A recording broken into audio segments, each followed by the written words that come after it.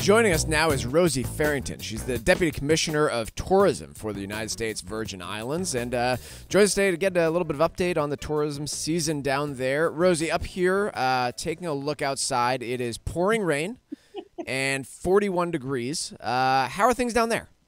Thank you. It's such a pleasure to be with you and your audience today. I wish I could share my view with you, but it's a picturesque, beautiful day in paradise and certainly an awesome day to consider traveling down to the USVI. I'm sure it is.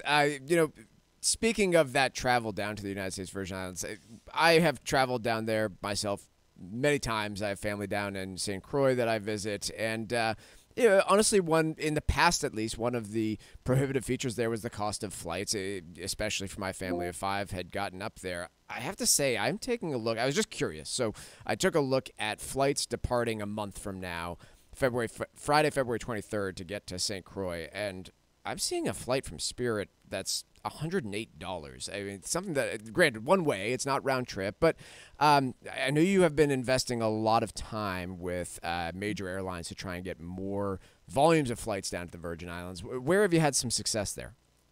Absolutely. I mean, we're in constant ongoing discussions with the airlines because we know, like you mentioned, family of five, we want your entire family to be able to come on vacation.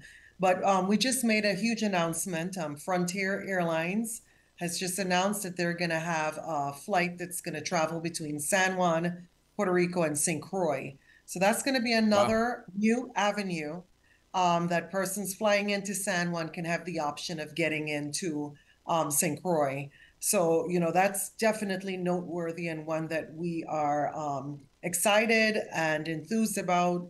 They're in the process of creating the scheduling. And so, when they do, we're going to be able to provide further information about the flight schedule. Yeah, It's going to that's be. Mhm. really exciting to see some of those discount airlines going to the islands down there.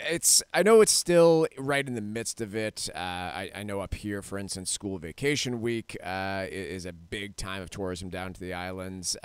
How has the tourism season been going so far, though? I'm sure December is incredibly busy, New Year's holidays and things along those lines. What have the volumes looked like so far? How are the hotels doing? What's tourism looked like on the islands so far? We're continuing to see a really good uptick in increase where airlift is concerned, our hotel occupancy. We just wrapped up a very successful Crucian Christmas Festival in St. Croix. Mm. And, so with the festival and then with the other carnival and on St. Thomas celebration coming up in St. John, we're looking forward to a really robust, successful season.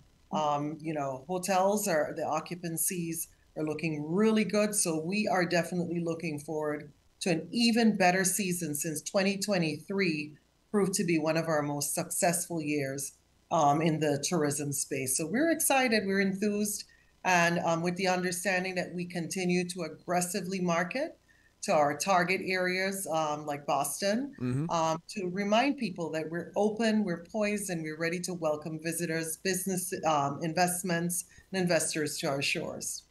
Uh, Rosie, for those that aren't very familiar with the U.S. Virgin Islands, made up of three different islands, can you kind of give a summary of they're pretty different places to visit. I know that you can get between the islands somewhat easily, but what sort of attractions do each of them have, and what's the right one for the different type of tourist that's going down?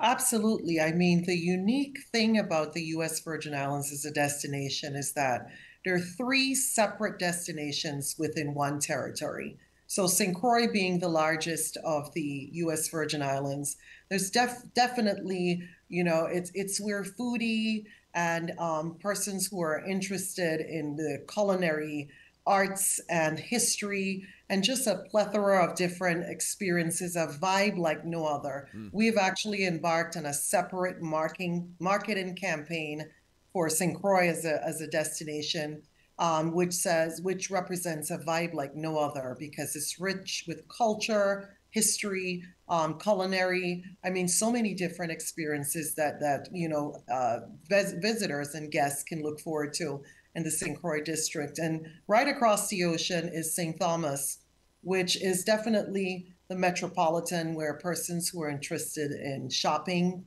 beautiful beaches, Lots of different experiences on St. Thomas too, but definitely the mecca of duty-free shopping and commercial activity on St. Thomas. And then St. John, which is the smallest of our islands, is definitely what we consider a beautiful, picturesque bohemian escape. It's where sandals and sand connect, and some of the most beautiful beaches in the world are located on St. John. So definitely, we say to individuals, it's where you fall naturally in rhythm, and the rhythm, flows and shifts in a beautiful manner from island to island. But definitely, definitely worth the exploration. No passport required. U.S. currency, and just a hop and a skip away in most of our main hubs. That does make it a heck of a lot easier. I know, I don't know if it was last year or a couple of years ago that USVI sponsored Frozen Fenway here in Boston. I know that's been a key goal of the Virgin Islands is expanding sports partnerships. What successes have you had there, and what are the plans for the future in terms of sports tourism and sports sponsorships? I mean, that's been a new area that we have embarked on, the partnerships and the sponsorships where the athletic and the sports arena is concerned. We've been very strategic in what areas we have invested market and dollars in and have embarked on those partnerships. And we have and continue to see the data shows an expansive increase in travel from those areas, both new travelers and a lot of return visits. So the main goal is to be able to provide experiences and opportunities to immerse the USVI culture and experiences. I mean, with each of those activations, for the Jets in New York, we have done tailgate parties, and there at Fenway, we've had the opportunity to really, really highlight the destination and provide incentives for persons to really want to come, taste, see, and feel beyond what we bring and provide to those areas. So we're looking forward to additional opportunities and opportunities for us to really market and highlight the fact that we welcome persons to our shores. Notwithstanding the fact that with Tim Duncan and we have Aaliyah Boston, we have athletes that are U.S. Virgin Islands